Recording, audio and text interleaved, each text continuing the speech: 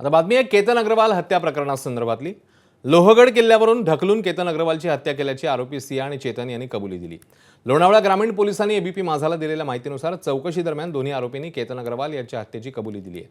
आरोपी सिया आणि चेतनने केतन अग्रवालच्या हत्येचा कट अत्यंत नियोजन पद्धतीने आखल्याचं तपासात समोर आलंय। हत्येच्या दिवशी दोघांनी एका कॅफेमध्ये भेट घेत अंतिम रणनीती ठरवल्याची माहिती पोलीस तपासातून समोर आली आहे। सिया आणि चेतन यांच्यात तब्बल गेल्या 6 महिन्यात 2004 फोन कॉल झाल्याचंही उघड झालंय।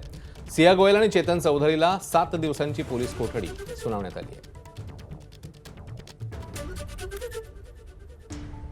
तर सिया आणि चेतनने केतनच्या हत्येचा कट कसा रचलाय ते बघूया।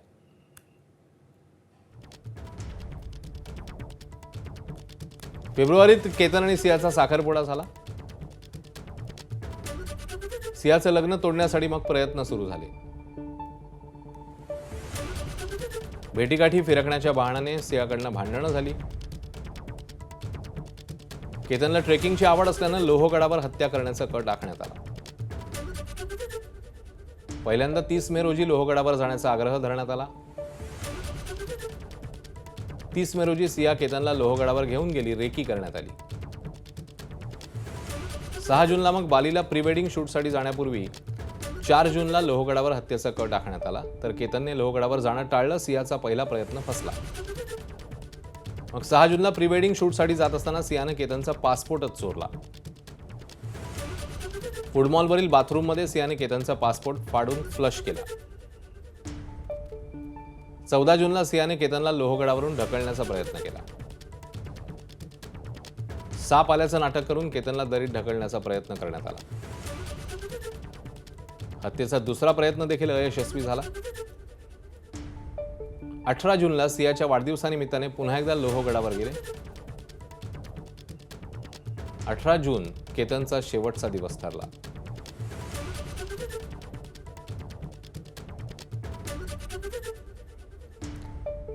दरम्यान केतन अग्रवालच्या कुटुंबियांनी या संदर्भात काय प्रतिक्रिया दिली ते बघूया। आणखीन कोणी आहे या दोघांच्या व्यतिरिक्त असं तुम्हाला वाटतं का? सर, मला तर वाटतं खूप की अजून कोण ना कोण असायला पाहिजे।